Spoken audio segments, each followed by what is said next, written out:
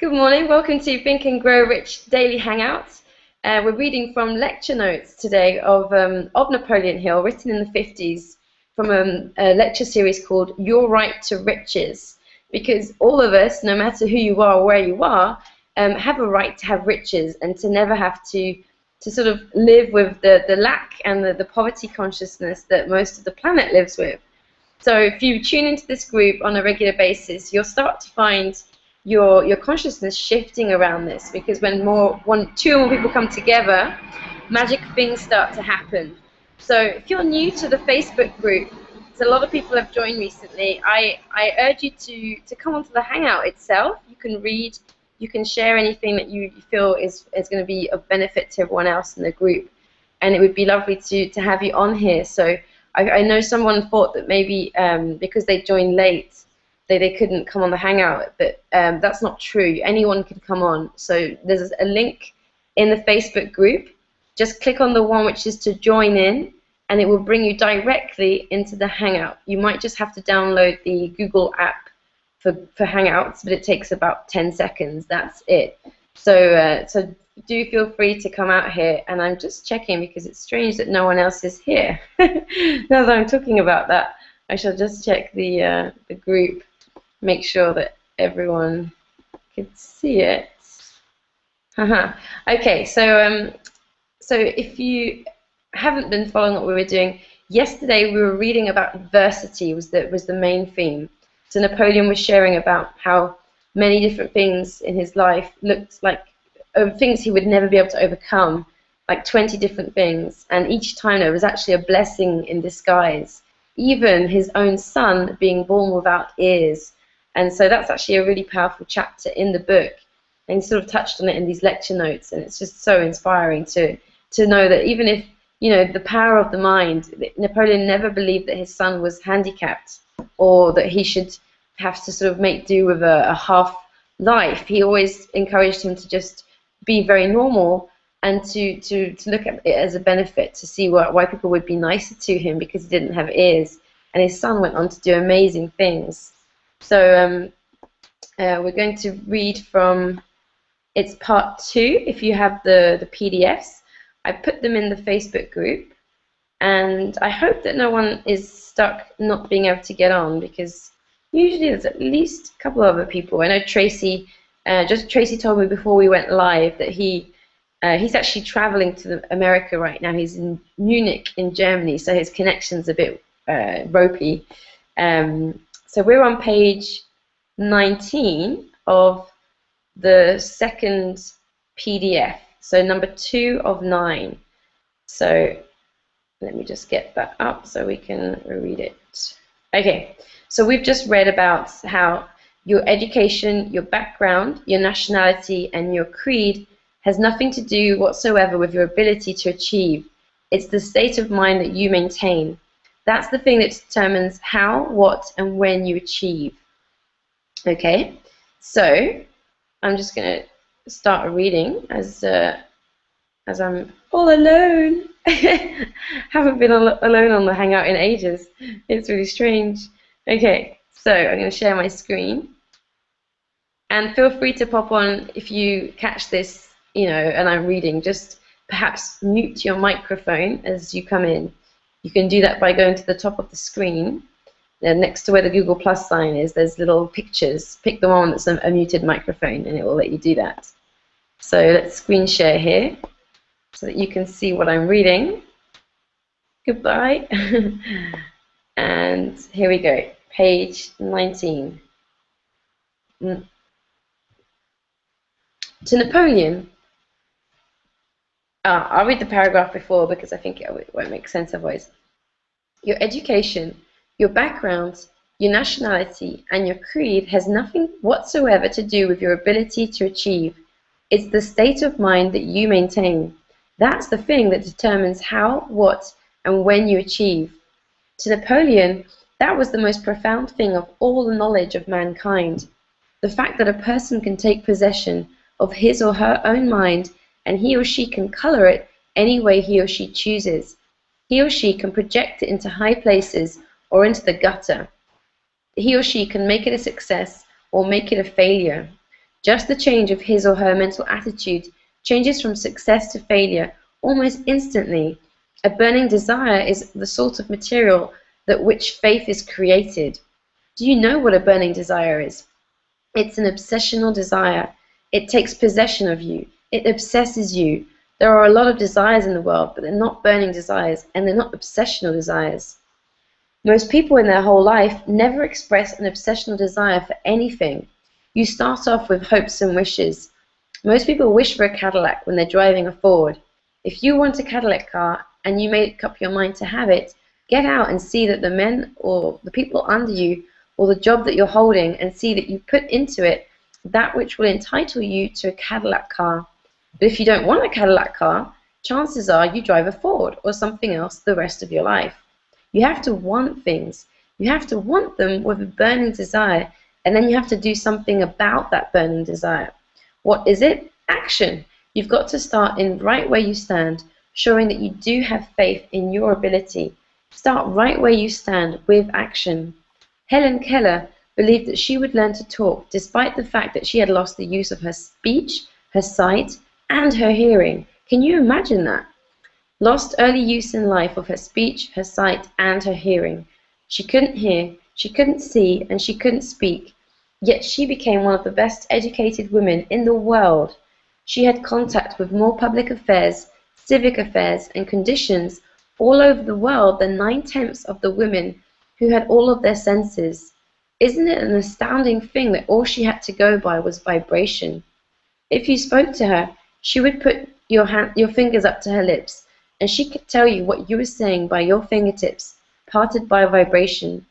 A woman with a handicap with that kind, all the way through life, getting joy out of life, rendering useful services, making speeches, and doing great work, while the majority of people would have settled for a tin cup with a bunch of lead pencils on a street corner with any one of those afflictions. While Napoleon was on the staff of FDR, he passed at the corner of Pennsylvania Avenue, the street by the White House, and by the way, FDR is Frederick Roosevelt, I think, or Roosevelt, I can't remember his first name, Theodore. Anyway, every day he passed a man sitting there with a tin cup and some pencils. He became acquainted with that man, and he had lost the use of his legs. He had the exact same affliction as FDR, and it happened about the same time. Napoleon found out that he had a better education than FDR had, but out there he was, out there with a tin cup and pencils, trying to make a living by begging.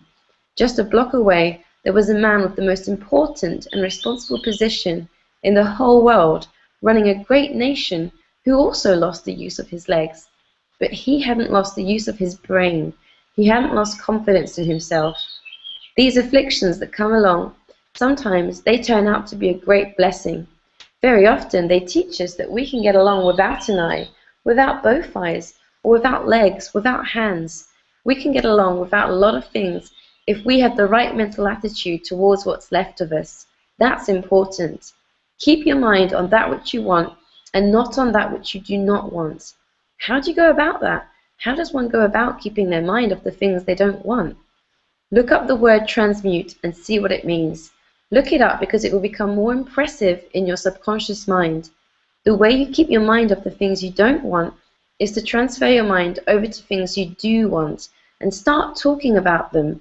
Start giving thanks for already possessing them. It may sound perfectly silly to someone who doesn't know what you're doing, but it won't sound silly to you because you know what you're doing. You're talking to your subconscious mind. You're re-educating yourself. You're keeping your mind fixed on things you want and off the things you don't want. In order to do that, you have to keep talking. You have to keep thinking. You can't talk without thinking. Well, some people can, but most of them can't. Napoleon and the audience laughed. Keep on talking about things you want. If you ever feel blue, discouraged, or lacking in courage, sit down and take a tablet. I just read this and thought he meant like a pill. I think he means like a piece of paper. So this could be like an iPad today. Start numbering number one, the thing that you want most in life. Number two, the thing you next want most. Number 3, the thing you want next most. When it gets down to the kind of house you live in, describe the lot that you want it on. Whether you want it on a lot of acreage, on top of a hill, or down below the road, or above the road. How many rooms you want that house to have. How you want each room furnished. You'll have a grand time furnishing those rooms. It'll be better than window shopping, because you can go the limit in your own mind, and window shopping, you only have 2 legs. You can only walk so far. Do a little mental window shopping, and you'll get your mind off that moodiness. You'll get onto something that's constructive, and you'll be educating your subconscious mind to keep on the right side of the street and away from the other side of the railroad tracks. The assignment Napoleon is giving is not foolish. It is not facetious. It's a real assignment, and you'll get real joy out of doing it. Start right in doing something physically, writing down the things that you want when anything bothers you. Napoleon didn't know why it is that when a person makes up his mind what he wants and becomes determined to get it, that the whole powers of the universe seem to come to his aid to see that he gets it. There's a lot of things in this world that Napoleon could see, and there was a lot of advantages that he could use that he didn't understand, but he didn't need to understand them. He knew which button to press to get the result he wanted, but he didn't need to know what happened between the pressing of that button and the result that happened. If you follow the instructions in this philosophy, you'll be able to take possession of your own mind. You'll be able to get the things out of life that you want. You'll be able to make life pay off on your own terms. How would Napoleon know, do you suppose, that any person can actually make life pay off point by point on his own terms, instead of accepting the circumstances? There's only one way in this world that Napoleon could possibly know that, and that's by his own experiences. There wasn't a blessed thing in the world that he wanted that he didn't have or couldn't get easily. Not anything. What an astounding statement that is. If you go back just a few years ago, as of 1954, what an astounding statement that is, because it's so broadly in contrast with what he might have said a few years back before he had learned the secret of getting everything he wanted. There was a time he was carrying around in his own pocket the matches with which he was setting his house of opportunity afire, and didn't know it. He finally got rid of those matches and began to build that house of opportunity. The house resembled a picture of it that he built in his mind, right down to the finest detail. There's no such thing as blanket faith. You must have a definite objective, a purpose, a goal, before you can have faith in anything. Faith is a mental attitude wherein the mind is cleared of all fears and doubts and directed toward the attainment of something definite through the inspiration of infinite intelligence. Faith is guidance. It is nothing more. Have you ever thought about that? Faith is guidance. It is nothing more than that. Faith is not going to go out and get you that Cadillac or that house that you want or that better job or the better business. Faith is not going to do that.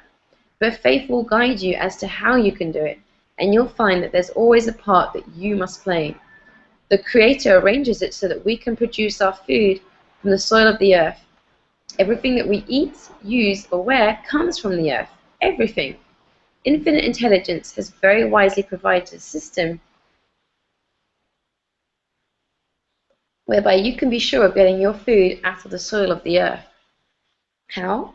By complying with the laws of nature. You go out there and you plant the seed. You plant it in soil that you have examined to make sure it has the elements in there that you want it into the plant. You plant it at the right season. You plant it at the right depth in the ground. All of those things you do in way of going the extra mile. You do them in advance. Then, what do? Do you go back the next day and start harvesting? Audience member. No. No, you time it properly. You find out what nature requires in order to produce, convert, or transmute seed of wheat into a stalk of wheat with 500 or 1,000 grains of it, and you comply with nature's laws. That's what you do. You have to do your part. You'll always find that there's a part that you must do in connection with any example of a demonstration of faith. Faith will do nothing for you if you expect everything to be done for you outside of yourself. Faith probably, notice the word probably. Why do you think Napoleon said that faith probably works through the subconscious section of the mind? Because nobody knows definitely whether it does or not. It is a theory, and it appears to work through the subconscious section of the mind, the subconscious acting as a gateway between the conscious section of the mind and infinite intelligence. Napoleon's mental picture of what happens when you pray properly is that you first condition your mind, you know what it is you want, and then you transfer over to your subconscious mind a clear picture. That subconscious, the gatekeeper between you, the subconscious is the gatekeeper between you and infinite intelligence. It's the only one that can turn on the power of infinite intelligence for you. It's the only way you can reach infinite intelligence in Napoleon's Book of Rules. That's the way he got it to work. The definite essential steps in the development of self-reliance based on faith, if there's anything that people need more than anything else, it's self-reliance, belief in yourself. So here are the steps, and then I'll finish reading for today. First of all, about the major purpose, to begin at once to attain it.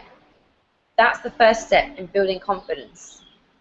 When you know what you want and you start in getting it, you have a major self-reliance. You're demonstrating a major self-reliance because if you didn't believe in yourself, you wouldn't even begin, would you? The very fact that you start, even though you're a long way from attaining the thing you're going after, shows that you have a major or a degree of self-reliance. And the more you pursue that idea, the stronger that belief will be. Next, associate as many possible the 9 basic motives with the object of a definite major purpose. In other words, have yourself inspired by as many of those 9 basic motives when you go after anything.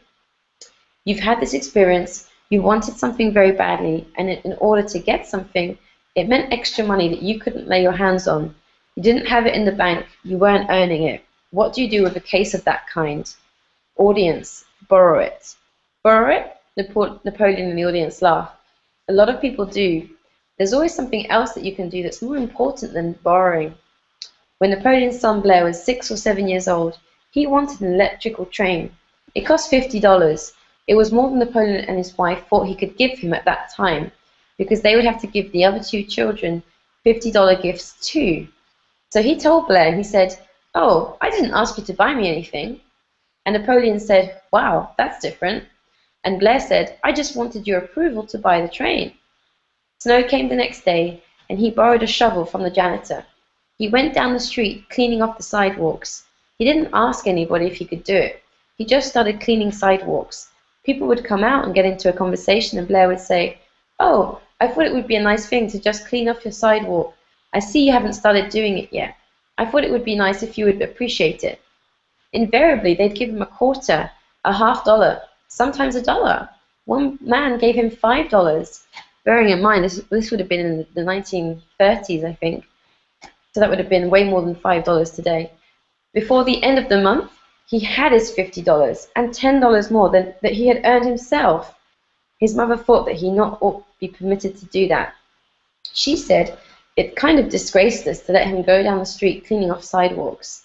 Napoleon said, "Disgrace? They want to find out who we are to raise a child like this, how we do it? Well, write out a list of all the advantages of your definite major purpose and call these into your mind many times daily, thereby making your mind success conscious. Do you know that in order to be healthy, you have to be health conscious? If your mental attitude is not health conscious, if you're not thinking in terms of health and you're not suspecting that you're going to be healthy, you're not going to be, no matter what else you do. It's the same thing with reference to success." I might just stop there because it's, yeah, I'll just stop here. So page 25. Oh, hi everyone. I didn't realize, I thought I was on my own. I'll come back. I love that passage. I could feel myself getting really inspired as I was just reading it. How's everyone doing? Fine. No, see, Tracy's in the airport. I'm in Munich, yeah. That's a burning desire in action. Okay. Cool. Yeah. And Jackie, you're still. I thought you'd be at the airport too, Jackie. Tomorrow I'm at the airport. Oh, tomorrow. Yeah. But there's Yeah, no we're all there's no traveling strike this there. week, more or less. I don't know if you're going anywhere, Glenn. Yeah. No, I'm just kind of working away here, you know. Ah. Glenn, you can come to Charlotte and have dinner with us. Yeah, it's about an hour's flight from here, you know, but it's a little expensive, you know. Get in the car. Yeah. Well, that's true. Oh, so so I guess this chapter was really more all about a burning desire and having it and not sort of settling for anything else. Bless Bless you, you. bless you, bless you. Thank you. Sorry. Did you did anyone notice that? Can you feel a difference in the way that Napoleon's talking with this in this lecture compared to how he must have been when he first started his research? You know, when Andrew Carnegie said to him, "I want you to write a philosophy of success," his first instinct was all the reasons why he couldn't do it Right. before he stopped himself. And then when you hear him speaking in this, it's so different. It's like a different person. Well, yeah, he had to change his paradigms, right? You know, Yeah, yeah, he did. I mean, he had to through that process, and that was a long process too. I mean, you know, right? Him Yeah. writing the book, that was like 20 years or something 20, like that. 25 years, right? 25 Yeah. years. And Yeah. interviewing 500 successful people, I think that last part about his son shoveling the snow, you know, to him, that was kind of everything rolled up into one little 6-year-old boy. Yeah. And Yeah. it just symbolized everything to him. And it seemed like even at the end, even in this part, he still couldn't understand why his wife reacted the way she did. Yeah. Yeah, because he talks about that in the book as well, in other examples. Yeah. Um, so did you like the exercise? I haven't thought about doing that before, actually. You know, when you have moments and you feel like a bit like you don't feel inspired, he's saying like just get a piece of paper and write what exactly you want and sort of refocus yourself on where you're going.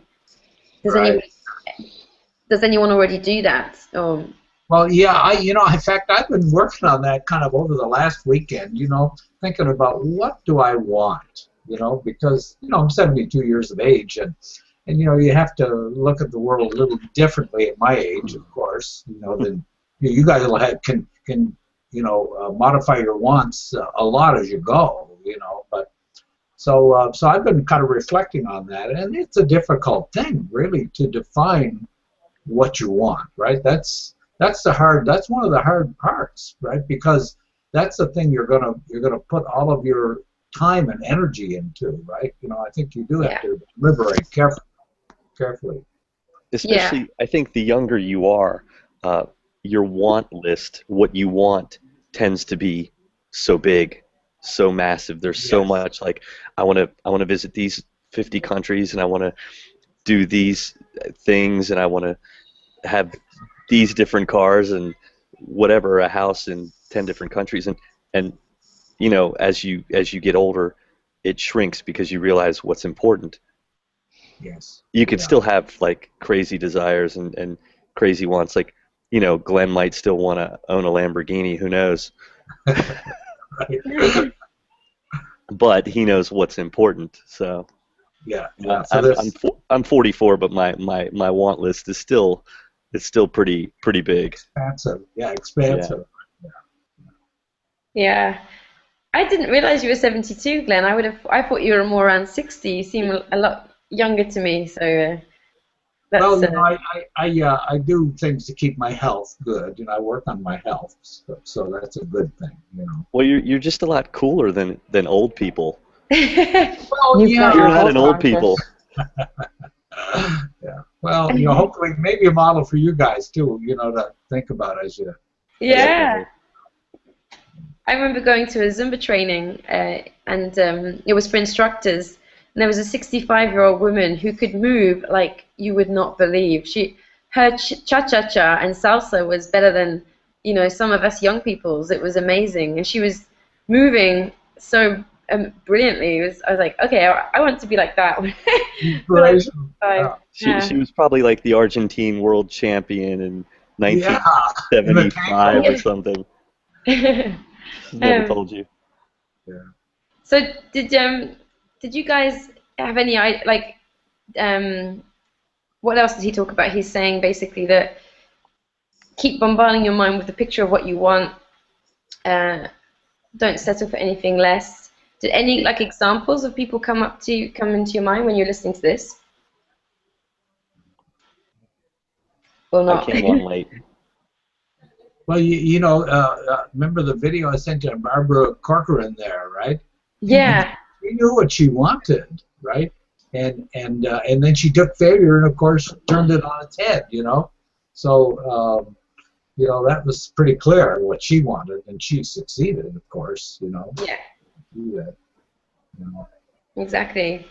And I love what he said about you don't go and harvest what you start doing the next day. That you actually, Right. you know that it takes time for your. Oh, there goes the German airport. um, you don't plant seeds and expect the wheat to come the next day. I like that analogy because I noticed that a lot of the time people do have that kind of expectancy that things will happen right away with anything. And it reminded me actually when I first started a Zumba business in France. It was my first time as being an entrepreneur because I'd worked for myself for a while, but always for campaign organization. So I was an entrepreneur, and I began going and putting leaflets out in the local town where I was teaching. And my first classes, I had one or two people, but for 6 months, I would make myself go and put like now I would do more stuff on the internet, but at the time I was still more kind of physical. I wasn't really doing online stuff. So I would go and physically put leaflets in shops and bakeries and on people's cars. And I did that for 6 months. And after about 10 months, my business literally went. It was like a volcano. It was like this energy that I had been building up. And at times, people would say to me, "Oh my God, how can you have a class of 2 people?" But I always knew that it would get bigger. And it did, like within a very short space of time. In fact, my business was so successful that I was twice over my tax bracket. My accountant was like, "Oh my God, I had no idea you were going to become that successful." So I remember that sometimes if I'm doing anything new and it's not happening right away, that we do just have to allow time for stuff. That's a good story. Yeah, and it's totally true. Like it's, I remember the first time I had people queuing up around the block to come to my class. It got to the point Wow. where instead of always worrying about how many people would come to my class, I just began to expect I would have a full house, and I always did. And people, even like other dance centers came and spied on my classes to see what I was doing, and would put leaflets on my customers' cars to tell them about their classes. And my students would tell me this, and my initial reaction was to get like angry and be like, "Oh, why they're trying to take my customers?" And then I was like now having read The Science of Getting Rich by Wallace Wattles, another great book from this sort of time, he talks about the creative plane when you're not in competition. And at that time I was learning about not living in competition, and it was it was like deplugging from the matrix. I was like, oh, I should theoretically be worried and get annoyed, but I'm just going to choose to not care and trust that there's plenty for everyone. And my classes still carried on getting bigger, even though people were trying to do stuff like that. So I knew that was because I was functioning from the creative plane. Yeah, you had informed your sub properly. Yeah, exactly. And like reading what Napoleon says, it's I like his book because I think he puts it very clearly on paper what we sometimes do unconsciously without realizing. Right. And that's useful because then when you're doing it again and you're not having, even though you've had success, and we've all had success, all of us on this panel in different things, it's good to remember to be clear about why you had that success, I think, when you're doing something new, so that you don't feel like you're just starting from scratch. Right. Definitely, yeah. You know what I mean? Yeah. I joined a business a little over a year ago, and it was a network marketing business. And the guy who pitched it was, honestly, everything's shaped like a pyramid. This guy was actually number one. He was affiliate number one, and he pitched it like it was the easiest thing in the world. You get two, they get two, they get two, they get two, they get two.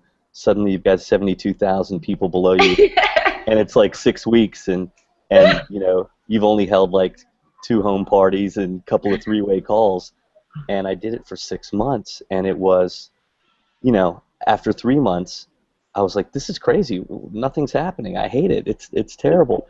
And then after 6 months, I was like, I started to just hate that guy because he had, you know, he didn't tell it like it really is. He told Yeah. his story because he was there for the creation of the company, Yeah. you know, and he was the guy who had succeeded in other network marketing businesses, and all he had to do was call up people and go, this is a great deal, you got to join me, bring your team.